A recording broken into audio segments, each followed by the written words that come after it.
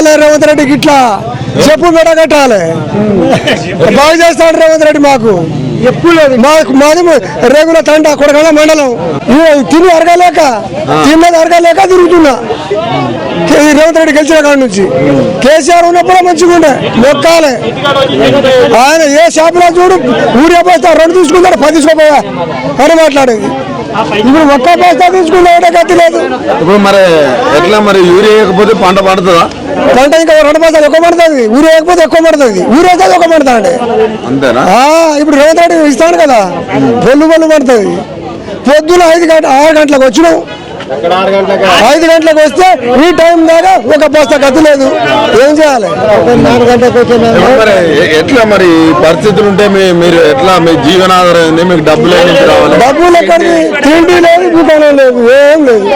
ఇక పొద్దుగా ఉపవాసం ఉంటాను. ఒక బస్తాను ఇస్తారని అంటే ఒక బస్తా గతి లేదు. కిషన్ రెడ్డి మంచిగా గెలిచింది, అమెరికాలో పడ్డది. మీకు ఏమన్నా మా బతుకు?